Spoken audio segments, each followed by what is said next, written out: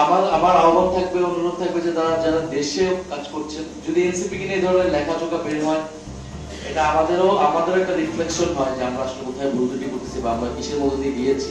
কারণ গত 1 বছরে বা ইন্টারিম গভর্নমেন্টের পুরো 1.5 বছরে এটা শুধু ইন্টারিম গভর্নমেন্ট বা এনসিপির অভিজ্ঞতা না, এটা কিন্তু পুরো বাংলাদেশের ইতিহাসে একটা গুরুত্বপূর্ণ অধ্যায় হিসেবে থাকবে।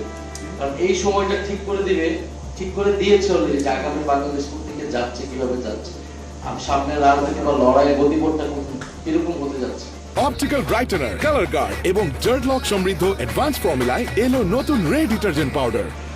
তো সেই জায়গা থেকে এই ধরনের বই প্রকাশনে আমাদের জায়গা থেকে, আমরা পার্টির জায়গা থেকে চেষ্টা করবো আরো, কিন্তু পার্টির জায়গা থেকে সেটা অবশ্যই পার্টিজান একটা রূপ থাকে তার, সেটা পার্টির জায়গা থেকে করা হয়। কিন্তু নিরপেক্ষ জায়গা থেকে যারা বাইরে থেকে আমাদেরকে দেখছে, তারা যদি এই ধরনের উদ্যোগগুলো নেয়, বিশেষত এনসিপি কে এর আগে জুলাই গণঅভ্যুত্থান নিয়ে আমাদের আরো বেশি বই লেখা উচিত।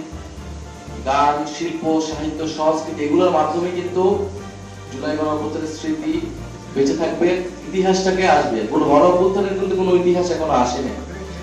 এর আগে আমাদের আসিফ মাহমুদ একটা বই লিখেছেন, এছাড়া অনেক বই বের হয়েছে গত বই মেলাতে, গতবারে।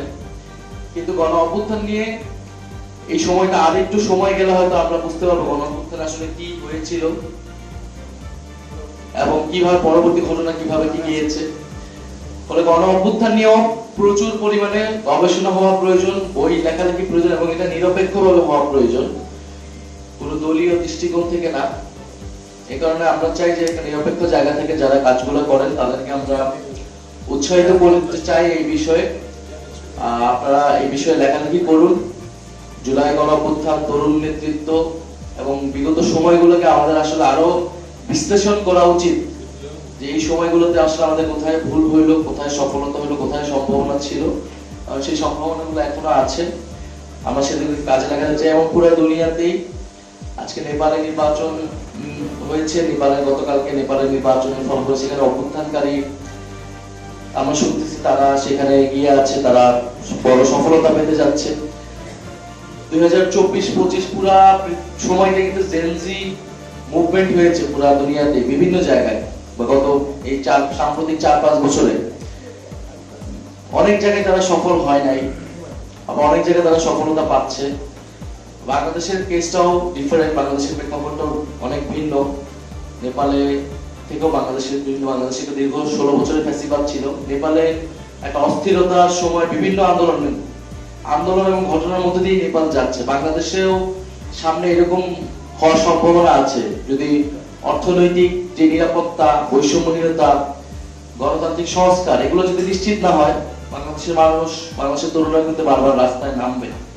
আমরা চাই যে একটা স্থিতিশীলতা, নতুন সংসদে এগুলো আলোচনা হবে, কিন্তু সেই জায়গা কিন্তু যারা সরকারে আছে তাদের উপর নির্ভর করবে। সেই জায়গা যদি সংকুচিত করে ফেলা হয়, তাহলে আবারই বারবার রাজপথে আন্দোলন সংগ্রামগুলো গড়াবে।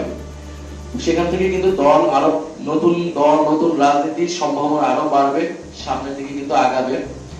ফলে আমরা বাংলাদেশের বর্তমান রাজনীতি, আন্তর্জাতিক যে গ্লোবাল যে পার্সপেক্টিভ, সেগুলো বিবেচনা রেখে আমাদের এই প্রকাশনী লিটারেচার গুলো আমাদের জন্য অতি জরুরি। মাহবুব ভাইকে আমি আবারও ধন্যবাদ জানাচ্ছি, দুই মাহবুব ভাইকে, প্রকাশক এবং লেখক, এই বই লেখা